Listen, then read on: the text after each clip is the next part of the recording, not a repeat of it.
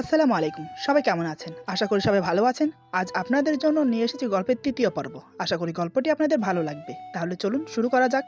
এই আমি কি করছি? ওর অনুমতি ছাড়াই ওকে কাছে টেনে নিচ্ছি। এটা তো খুবই অন্যায়। কাল দিনে না হয় ওর কাছে ক্ষমা চেয়ে নেব। এসবই ভাবছি মনে মনে। হঠাৎ তমা আমার গা ঘেঁষে শুয়ে পড়ে। আমি কিছুটা অবাক হলাম। তার মানে আমি মনে মনে যা ভাবছি তাই? তমা ইচ্ছে করেই আমার বুকে এসে শুয়েছিল। আর আমি তার ফায়দা উঠিয়েছি। ছি, কি লজ্জার বিষয়। এমন সময় অস্ফুট সুরে তমা বলে, আমার খুব ঠান্ডা লাগছে। এবার বুঝতে পারলাম কেন ও গা ঘেঁষে ঘুমোচ্ছে। আসলে ওর ঠান্ডা লাগছে। গরমকাল থাকার কারণে বেডের উপর কোনো কম্বল রাখা হয়নি। আমি উঠে আলমারি থেকে কম্বল বের করে নিয়ে আসলাম। তারপর তমার গায়ে সেটা মেলে দিলাম। আমি আর কিছু না বলে চুপচাপ শুয়ে পড়লাম। কাল অফিস ছুটি ছিল, তাই সকালে একটু বেলা করেই ঘুম থেকে উঠলাম। ঘুম ভাঙতেই চোখ খুলে দেখি তমা আমার সামনে বসে আছে আর আমার দিকে অপলক দৃষ্টিতে তাকিয়ে আছে। যখন দেখলো আমার ঘুম ভেঙেছে তখন সে বলে, শুভ সকাল। সরি, এখন কি শুভ সকাল বলবো নাকি শুভ দুপুর বলবো, কোনটা? বেলা কয়টা বাজে সে খেয়াল আছে? সেই কখন থেকে আমি অপেক্ষা করছি। আমি ওর কথা শুনে উঠে বসতে বসতে বললাম, শুভ সকাল। সে কখন থেকে অপেক্ষা করছো মানে? কেন, কিছু দরকার কি? তমা বলে, দরকার তো আছেই বটে, যদি অনুমতি দাও তাহলে বলতে পারি। আমি বললাম, কি দরকার বলো। তমা বলে, বলছিলাম কি, আজ তো তোমার ছুটি, চলো না আমরা বাইরে ঘুরতে যাই। বিয়ে হয়েছে পর্যন্ত তুমি তো আমাকে কোথাও ঘুরতে নিয়ে যাও না। ওর কথা শুনে আমার চোখ গোল গোল হয়ে গেল। এই কথায় আমার ঘুমের লেশ মাত্র উধাও হয়ে গেল। মেয়েটা বলে কি আমার সাথে ঘুরতে যাবে? আর ও এমন বিহেভ করছে কেন? যেন মনে হচ্ছে রাতের কোনো কিছুই ওর মনে নেই। মনে মনে এসবই ভাবছি ওর দিকে তাকিয়ে। আমাকে চুপ দেখে তমা বলে, কি হলো, অমন করে কি দেখছো?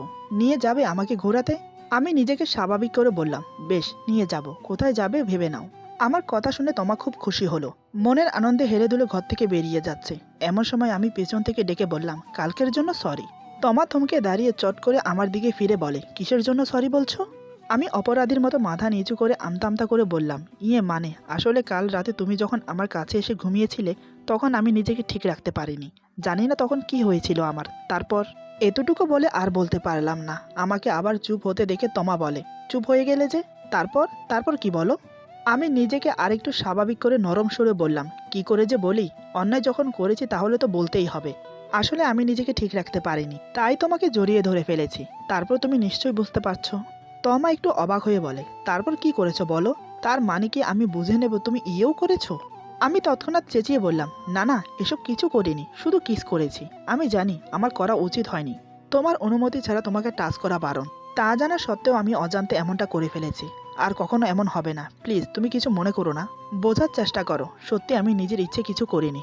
ভুল হয়ে গেছে, তার জন্য আমাকে ক্ষমা করে দাও। কথাগুলো বলতে বলতে আমার মাথা আরো নিচু হয়ে গেল। তোমার চোখে চোখ রাখতে লজ্জা পাচ্ছি আমি। আমার এই কাণ্ড দেখে তমার হাসি থামিয়ে রাখতে পারলো না। সে হাসিতে ফেটে পড়ল। এমনভাবে হাসতে যেন আমি ফানি কিছু বলেছি। কি অদ্ভুত মেরে বাবা। ওর হাসিতে আমি বোকা বনে গেলাম। তাকিয়ে রইলাম ওর দিকে, বোঝার চেষ্টা করলাম হাসির অর্থ। কিন্তু না, আমার কিছুই বোধগম্য হলো না। তমা এক পা দুপা করে আমার সামনে এসে দাঁড়ায়। তারপর আমার দিকে ঝুঁকে পড়ে আমার মুখের সামনে মুখ এনে চোখে চোখ রাখে। তারপর মুখে শান্তির হাসি ফুটিয়ে বলে, আমি তোমার কে হই বলো তো? আমিও মনে মুগ্ধ হয়ে ওর সেই চোখের চাহনির মাদকতায় হারিয়ে গেলাম। মুখ থেকে অস্ফুট সুরে বেরিয়ে এলো, তুমি আমার বিবাহিত স্ত্রী।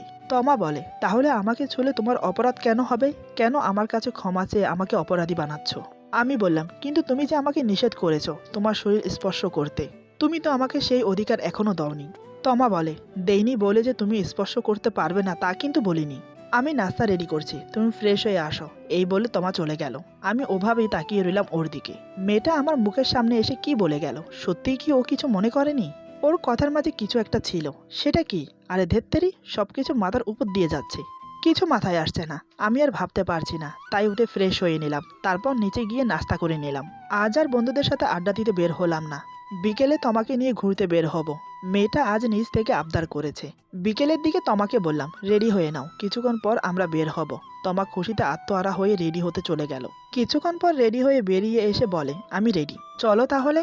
তখন আমি পত্রিকা পড়ছিলাম, কারণ সকালে পত্রিকা পড়া হয়নি আমার, ঘুমিয়ে থাকার কারণে, তাই এখন পড়ছি। ওর কথা শুনে পত্রিকা থেকে মুখ তুলে তাকালাম। সেই তাকানোই ব্যাস, আর চোখ সরাতে পারলাম না। চোখ যেন আমার স্থির হয়ে গেল। নীল রঙের সালোয়ার কামিজে নীল পরীর মতো লাগছে ওকে। মাথায় নীল রঙের হেজাব, খুব সুন্দর করে চুলগুলোকে ঢেকে বেঁধেছে হেজাবটাকে। তাতেই যেন ওর সৌন্দর্য আরো বৃদ্ধি করেছে। আমি যেন কোনো কলেজ পড়ুয়া মেয়েকে দেখছি না, আমার সামনে যেন দাঁড়িয়ে আছে কোনো মাদ্রাসায় পড়ুয়া মেয়ে। আমার যেন দেখতে দেখতে ঘোর কাটছে না। এদিকে আমাকে এভাবে তাকিয়ে থাকতে দেখে তমা লজ্জা পেল। সে খুবই লাজুক ভাব নিয়ে আমাকে বলে, কি হলো, অমন করে কি দেখছো? ওর কথায় আমার সম্বিত ফিরল, কিন্তু চোখ সরাতে পারিনি। ওভাবেই তাকিয়ে বললাম, মাশাআল্লাহ, আজ তোমাকে অনেক সুন্দর লাগছে। আমার কথা শুনে তোমার লজ্জায় রাঙা হয়ে যায়, মাথা নিচু করে বলে, আজকের আগে কি আমি সুন্দর ছিলাম না? আমি বললাম, আগেও সুন্দর ছিলে, এখনো আছো, তবে আজ তোমাকে একটু বেশি সুন্দর লাগছে, যা তোমাকে বলে বোঝাতে পারবো না। তমা বলে, এ আর এমন সুন্দর কি, আমার চেয়েও কত সুন্দর সুন্দর মেয়ে আছে। আর আজকের সুন্দরটা, এ তো মেকআপের কামাল। আমি বললাম, হ্যাঁ, তোমার কথাই সত্যি, পৃথিবীতে তোমার চেয়েও অনেক সুন্দর সুন্দর মেয়ে আছে, কিন্তু আমার কাছে তো তুমি সবচেয়ে সেরা সুন্দরী, সবচেয়ে শ্রেষ্ঠ। কেন জানো? তমা আমার কথা শুনে খুবই খুশি হলো। এমনটাই হবার কথা। স্বামীর মুখে নিজের প্রশংসা শুনে কোন মেয়ে খুশি না হয়ে থাকতে পারে বলুন? তমার চেহারার উজ্জ্বল ভাবটাই আমাকে বুঝিয়ে দিচ্ছে। তমা বলে, না, জানি না তো। আমি বললাম, কারণ তুমি আমার স্ত্রী। আরেকটা সত্যি কথা আছে, শুনবে? তমা বলে, কি কথা? আমি ওর চোখে চোখ রেখে কিছুক্ষণ তাকিয়ে রইলাম, তারপর বললাম, সেটা না হয় পরে জানবে, এখন চলো, দেরি হয়ে যাচ্ছে। এই বলে আমি রুম থেকে বেরিয়ে গেলাম। তমা মুচকি হেসে আমার পিছু পিছু আসতে লাগলো। তারপর গাড়িতে বসে দুজন বেরিয়ে গেলাম। অনেকক্ষণ দুজন গাড়িতে বসে ঘুরে বেড়ালাম। কিছু দূর এসে একটা লেকের পাশে দাঁড় করালাম গাড়ি। তারপর দুজন নেমে হাঁটতে শুরু করলাম। পরন্ত বিকেল, দিনের শেষে সূর্যটা ধীরে ধীরে তলিয়ে যাচ্ছে আপন গতিতে। তার যে এখন সময় শেষ। সূর্যের রক্তিম আভা তোমার মুখে এসে পড়েছে, তাতে যেন তার সৌন্দর্যটা আরো দুগুণ বাড়িয়ে দিয়েছে। ওর দিকে তাকিয়ে থাকতে আমার বেশ লাগছিল। তবে রাস্তাঘাটে এভাবে তাকিয়ে থাকাটাও ঠিক না, লোকে দেখলে কি বলবে। দুজন পাশাপাশি হাঁটছি, হঠাৎ তমা বলে, জায়গাটা খুবই সুন্দর, তাই না? আমি বললাম, তোমার ভালো লেগেছে? তমা বলে, ভীষণ ভীষণ ভালো লেগেছে। এখানে নিয়ে আসার জন্য তোমাকে অসংখ্য ধন্যবাদ। এখানে না আসলে বুঝতেই পারতাম না জায়গাটা এত সুন্দর। আমি বললাম, তুমি চাইলে মাঝে মাঝে তোমাকে এখানে নিয়ে আসতে পারি। তমা খুব জোর গলায় আমাকে বলে, মাঝে মাঝে কেন? এখন থেকে আমরা প্রত্যেক সপ্তাহে ঘুরতে যাব। আর তোমার ছুটি তো আছেই প্রত্যেক সপ্তাহে। আমি বললাম, বেশ তো, নিয়ে যাব। এভাবে দুজন আরো কিছুক্ষণ কথা বললাম। তারপর একসময় বাড়ির দিকে রওনা দিলাম। একসময় বাসায় এসে পৌঁছালাম। বাসায় এসে রুমে গিয়ে ফ্রেশ হয়ে নিলাম। ততক্ষণে তমা আমার জন্য চা নিয়ে এসেছে। আগে থেকে এখন তমা আমাকে খুব কেয়ার করে। যেমন এক স্ত্রী তার স্বামীকে কেয়ার করে। আমাদের চলাফেরা, আমাদের আচরণ দেখে কেউ বুঝতে পারবে না আমাদের মাঝে এখনো স্বামী স্ত্রী হিসেবে সেই ভাবটা জমে ওঠেনি।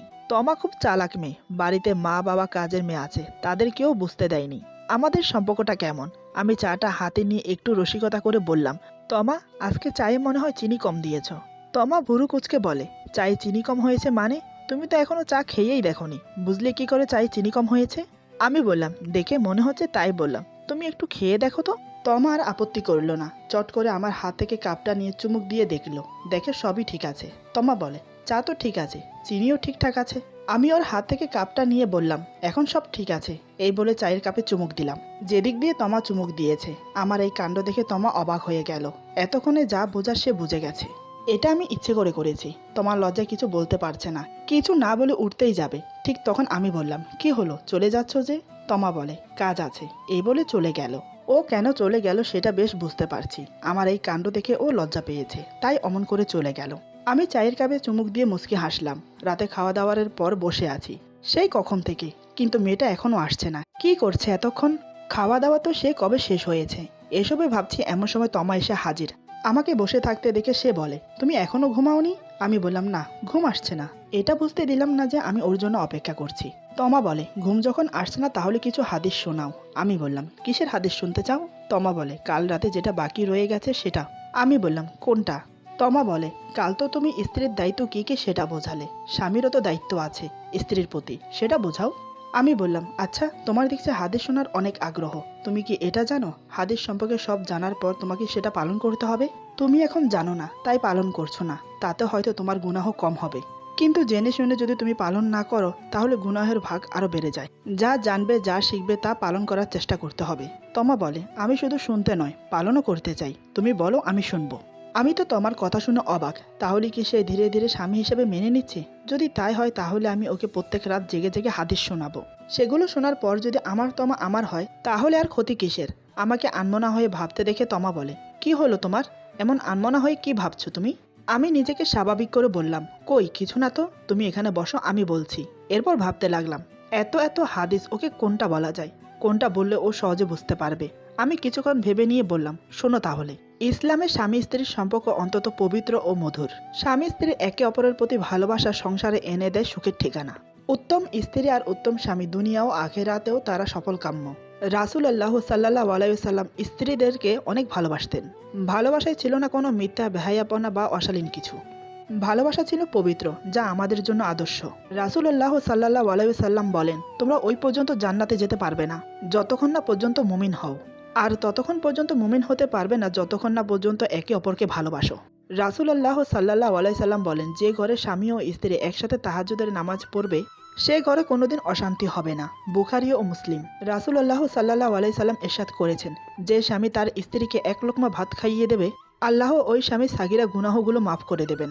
এবং যে স্ত্রী তার স্বামীকে এক লোকমা ভাত খাইয়ে দেবে, আল্লাহ ওই স্ত্রীর সাগিরা গুনাহগুলো মাফ করে দেবেন এবং প্রতি লোকমার বিনিময়ে 1000 নেকি উভয়ের আমল নামায় দান করবেন। মুসলিম শরীফ। মহানবী সাল্লাল্লাহু আলাইহি সাল্লাম ইরশাদ করেন, যে ঘরে স্বামী ও স্ত্রী এক প্লেটে খাবার খাবে, যতক্ষণ খাবার খেতে থাকবে ততক্ষণ তাদের আমল নামায় সোয়াব লেখা হবে। তিরমিজ। রাসূল সাল্লাল্লাহু আলাইহি সাল্লাম ইরশাদ করেছেন, স্বামী ও স্ত্রী যখন এক বিছানা শয়ন করে বা বসে অথবা গল্প করে অথবা হাসি খুশির কথা বলে, তখন প্রতিটা মিনিটে এবং স্বামী স্ত্রীর প্রতিটা কথাতে প্রতিটা সেকেন্ডে তাদের আমল নামায় 10টা করে নেকি লেখা হয়। আবু দাউদ। মহানবী সাল্লাল্লাহু আলাইহি সাল্লাম ইরশাদ করেন, যে স্ত্রী তার স্বামীকে সকালে ঘুম থেকে জাগিয়ে পবিত্র করে ফজরের সালাতে মসজিদে পাঠিয়ে দেয়, ওই স্ত্রীর প্রতি স্বামীর অন্তরে আল্লাহর তরফ থেকে ভালোবাসার নূর পয়দা হয়। বুখারী শরীফ। আমার কথা শেষ হতে না হতেই তমা বলে, তাহাজ্জুদের নামাজ তো রাত 3টা বাজে পড়ে, মাঝরাতে ওঠা তো অনেক মুশকিল, সমস্যা নেই, তারপরও ট্রাই করব।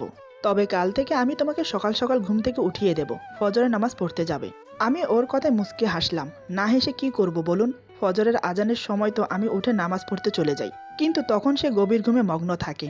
আমি যে ওর পাশ থেকে উঠে যাচ্ছি একটু টের পায় না। আমাকে হাসতে দেখে তমা অবাক হয়ে বলে, কি হলো, তুমি হাসছো কেন? আমি এখানে হাসির কি বললাম? আমি বললাম, হাসবো না তো কি করব বলো? আমি তো প্রতিদিনই ফজরের আজানের সময় উঠে যাই মসজিদে, নামাজ শেষ করে আবার এসে ঘুমিয়ে পড়ি। তুমি টের পাও না, কারণ তুমি ঘুমিয়ে থাকো। আমার কথা শুনে তোমার জিভ কেটে বলে, ইস, আমার ঘুম এত ভারী, একটু টের পাই না। আমি রসিকতা করে বললাম, তুমি যদি চাও তাহলে আমি তোমাকে ডেকে দিতে পারি ফজরের নামাজ পড়ার জন্য। কি কাল থেকে উঠবে নাকি? তমা বলে, তাহলে ডেকে দিও। প্রথম প্রথম একটু সমস্যা হবে, পরে ঠিক হয়ে যাবে, কিন্তু তাহাজ্জুদ নামাজ, সে নামাজেও তো অনেক ফজিলত, সেটাও পড়তে চাই। আমি বললাম, আগে না হয় ফজরে ওঠার অভ্যাস করো, পরে না হয় তাহাজ্জুদ দেখা যাবে। তমা বলে, ঠিক আছে, কিন্তু তুমি তো এখনো বলনি ছেলেদের জন্য কি কি হাদিস বরাদ্দ আছে। আমি বললাম, বলছি শোনো। রাসূল সাল্লাল্লাহু আলাইহি ওয়াসাল্লাম বলেন, যে স্বামী তার স্ত্রীকে একবার চুমো দেবে এবং যে স্ত্রী তার স্বামীকে একবার চুমো দেবে, প্রতিটা চুমোর বিনিময়ে 100 নেকি তাদের আমলনামায় লেখা হয়। মুসনাদে আহমেদ। আমার মুখে চুমোর কথা শুনে তমা কিছুটা খচখচ করছে, মাথা নিচু করে লাজুক মুখটা ঢাকার চেষ্টা করছে। আমি বুঝতে পেরে বললাম, এখানে লজ্জা পাওয়ার কি আছে? আমি তোমাকে কিস করব বলিনি, আর এমনকি তোমাকেও করতে বলিনি। এটা তো স্বামী স্ত্রীর জন্য বলা হয়েছে হাদিসে, আমি কিন্তু বানিয়ে বলছি না, বইটা আছে আমার কাছে, পড়তে চাইলে পড়তে পারো। তমা বলে, তুমি এমনভাবে বলছো আমরা যেন প্রেমিক প্রেমিকা, আমরা কি স্বামী স্ত্রী নই? আমি ওর কথা শুনে মুচকি হেসে বললাম, আমরা স্বামী স্ত্রী, কথাটা কিন্তু সত্যি, তবে স্বামী স্ত্রীর মধ্যে যেমন একটা সম্পর্ক আছে তেমন কোনো সম্পর্কই আমাদের মাঝে হয়নি, তাই কথাটা বলতে বাধ্য হলাম। যাই হোক, তারপর শোনো। যে স্বামী তার স্ত্রীকে কোরআনের এলেম শেখাবে এবং নিজেও শিখবে এবং সে অনুযায়ী আমল করবে, আল্লাহ পাক মৃত্যুর পর তাদেরকে জান্নাত দান করবেন। রাসূল সাল্লাল্লাহু আলাইহি সাল্লাম বলেন, যে সন্তান তার পিতামাতার ভরণ পোষণ করবে বা সেবা করবে এবং নিজের স্ত্রীর ইজ্জত হেফাজত করবে, তাদের জীবনের সব গুনাহ মাফ করে দেওয়া হবে। মুসলিম শরীফ। মহানবী সাল্লাল্লাহু আলাইহি সাল্লাম ইরশাদ করেন, যে স্ত্রী তার স্বামীর অনুমতি ছাড়া সেবা করবে, সে স্ত্রীর নিজের শরীরের ওজনের সমান স্বর্ণ সদকা দান করার সোয়াব তার আমলনামায় প্রতিদিন লেখা হয়। আর যে স্বামী তার স্ত্রীর অনুমতি ছাড়া তার সেবা করবে, সে স্বামীর শরীরের ওজন সমান স্বর্ণ দান করার সোয়াব তার আমলনামায় লেখা হয়। আবু দাউদ। এটা শুনে তমা আবার বলে, তুমি ঘুরে ফিরে আবারও একই হাদিস বলছো। আমি বললাম, কই, আমি তো কাল এই হাদিস বলিনি, কাল তো তোমাকে অন্য হাদিস শুনিয়েছি। তমা বলে, অন্য হাদিস বটে, তবে সেখানে স্ত্রী কিভাবে স্বামীর দায়িত্ব পালন করবে তার ব্যাপারে সব হাদিস বলেছ। আমি জানি আরও হাদিস আছে মেয়েদের ব্যাপারে, সেটা না হয় পরে জেনে নেব, কিন্তু এখন স্ত্রীর প্রতি স্বামীর কি কর্তব্য সেটা জানতে চাইছি। আমি মুচকি হেসে বললাম, এসব জেনে তুমি কি করবে? আমার তো মনে হয় না সেগুলো তোমার কোনো কাজে আসবে। তমা বলে, কাজ আসবে না আসবে সেটা আমি বুঝে নেব, তুমি শুধু বলো। আমি বললাম, ঠিক আছে, তবে বেশিক্ষণ বলতে পারবো না, কাল আমার অফিস আছে, জরুরি একটা মিটিং আছে। তমা বলে, আচ্ছা ঠিক আছে। আমি আবার বলতে শুরু করলাম। মহানবী সাল্লাল্লাহু আলাইহি সাল্লাম ইরশাদ করেন, যে স্বামী বাহিরে যাওয়ার সময় তার স্ত্রী ও সন্তানদেরকে সালাম দিয়ে বাসা থেকে বের হয় এবং যখন বাইরে থেকে এসে আবার সালাম দেয়, অথবা স্বামী বাসায় আসলে বা বাইরে যাওয়ার সময় স্ত্রী তার স্বামীকে সালাম দেয়, সেই ঘরে কখনো শয়তান প্রবেশ করতে পারে না এবং সবসময় রহমত ও বরকত নাজিল হতে থাকে। কখনো ঝগড়া বিবাদ হবে না সেই ঘরে। আবু দাউদ, তিরমিজ। মহানবী সাল্লাল্লাহু আলাইহি সাল্লাম ইরশাদ করেন, যখন কোনো পুরুষ বিয়ের সময় তার স্ত্রীকে কালেমা পড়ে কবুল বলে দোয়া করল, তখন সেই সময় হতে মৃত্যু পর্যন্ত তাদের আমলনামায় সওয়াব লেখা হয়। মুসলিম। হে আল্লাহ, প্রতিটা মুসলিম পরিবারকে কবুল করুন, আমিন। এই বলে আমি আমার কথা শেষ করলাম। তমা বলে, তোমাকে অসংখ্য ধন্যবাদ। সত্যি তুমি না বললে জানতে পারতাম না হাদিসে আমাদের জন্য এত কিছু নির্দেশ দেওয়া আছে। আমি বললাম, হ্যাঁ, হাদিসে অনেক নিষেধাজ্ঞা আছে, সেটা আমরা মুসলমান হিসেবে মেনে নেওয়া উচিত এবং সেই মোতাবেক চলা উচিত। রাত অনেক হয়েছে, এবার ঘুমিয়ে পড়ো, বাকিটা না হয় কাল শোনাবো। এই বলে আমি শুয়ে পড়ি। তমা আর কোনো কথা না বলে ফ্রেশ হতে চলে গেল। কিছুক্ষণ পর ফ্রেশ হয়ে এসে মাঝখানের বালিশ ঠিক করছে। আমি দেখে বললাম, মাঝখানের বালিশ ঠিক করে কি আদতেও কোনো লাভ আছে? সেই তো ভয় পেলে, নয়তোবা ঠান্ডা লাগলে আমার বুকে এসে ঘুমোবে। তমা বলে, কি করব, আমি কখনো একা ঘুমাইনি, আর তাছাড়া আমি কি ইচ্ছে করে এমন করি নাকি তোমার মতো? ওর কথা শুনে আমি চমকে উঠলাম। আমার মতো মানে? আমি চট করে আধশোয়া হয়ে ওর দিকে তাকিয়ে বললাম, আমার মতো মানে? তুমি কি বলতে চাইছো? তমা বলে, কিছু না। এই বলে তমা বালিশ ঠিক করে শুয়ে পড়ে। আমি তখনও অবাক হয়ে তাকিয়ে রইলাম। আমিও হাজারো প্রশ্ন মাথা নিয়ে শুয়ে পড়লাম। মনে মনে বললাম, আজ যেন কিছু না হয়, মনে হয় মেয়েটা আমাকে সন্দেহ করছে। কিন্তু মানুষ যা ভেবে ঘুমায় আদতে কি তা হয়? হয় তার উল্টা। আমি চাই না ওর চোখে আমি ছোট হই, কিন্তু পাশে নিজের স্ত্রী শুয়ে থাকলে নিজেকে ঠিক রাখা বড়ই কঠিন। আজ মেয়েটা অনেক ফ্রিভাবে মেশেছে আমার সাথে, অনেক ক্লোজ হয়ে এসেছে আমার কাছে, সামনে থেকে আমাকে আহ্বান করছে, তাহলে কাছে টেনে কেন আবার দূরে সরিয়ে দিচ্ছে? কিছুই মাথায় আসছে না। নানান কথা ভাবতে ভাবতে ঘুমিয়ে পড়লাম। তমা ঘুমিয়েছে কিনা তা জানি না, কিন্তু আমি ঘুমের ঘরে ঢলে পড়লাম। তমা যতই আমার মুখের সামনে বালিশ দিয়ে শুয়ে পড়ুক না কেন, মনে মনে কিন্তু ওয়েট করছে আমি ঘুমানোর জন্য। যখন দেখলো আমি ঘুমিয়ে পড়েছি, ঠিক তখনই মাঝখানের বালিশগুলো সরিয়ে দিল। ও খুব ভালো করেই জানে মাঝরাতে অবশ্যই আমি ওকে জড়িয়ে ধরবো আর ঘুমের ভেতরে আদর করব।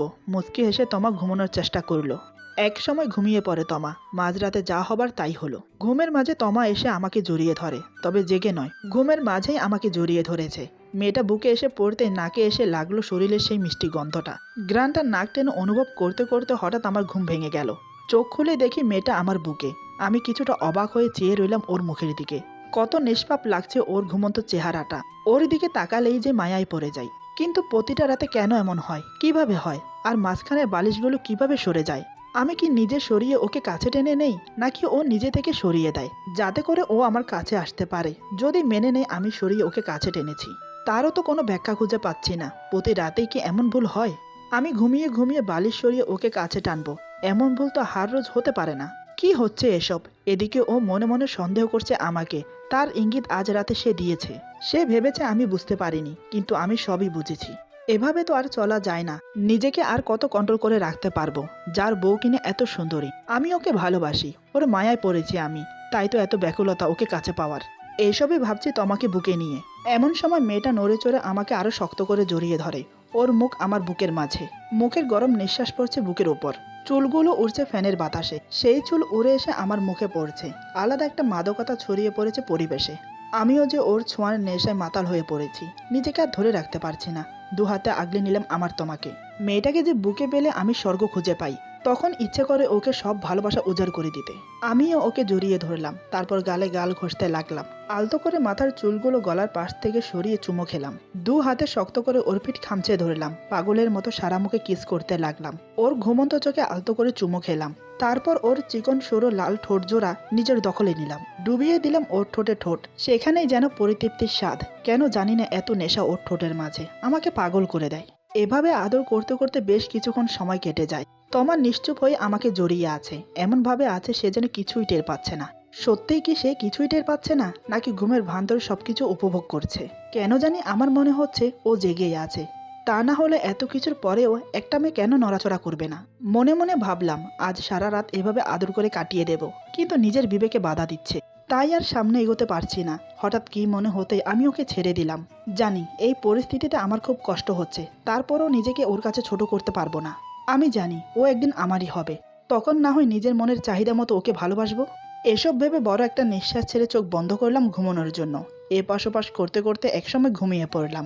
আমাদের বাড়ির পশ্চিম দিকের মসজিদ থেকে আজানের সুর ভেসে আসছে। ভোর হয়ে গেছে, উঠে পড়লাম নামাজ পড়ার জন্য। উঠে দেখি তমা অকাতরে ঘুমোচ্ছে। চিন্তা করলাম মেয়েটাকে ডাকবো নামাজ পড়ার জন্য। ও তো বলেছে নামাজ পড়বে, যাই হোক দেখা যাক না কি হয়। আমি তমা তমা বলে কয়েকবার ডাক দিলাম, কিন্তু কোনো সারা শব্দ নেই। সে তার ঘুম নিয়েই ব্যস্ত। এবার আমি ওর গায়ে হাত দিয়ে ডাকতে লাগলাম, তাতেই যেন বিপত্তি হলো। হঠাৎ তমা যা করলো, তা আমি জেগে কেন, ঘুমের মাঝে কল্পনায়ও আসবে না এমন কিছু। ভাবতে পারিনি মেয়েটা এমন করবে। এরপর যা হলো। আজকের গল্প এখানে সমাপ্ত। গল্পের বাকি অংশ পেয়ে যাবেন আগামী পর্বে। সবাই ভালো থাকবেন, সুস্থ থাকবেন। আল্লাহ হাফেজ।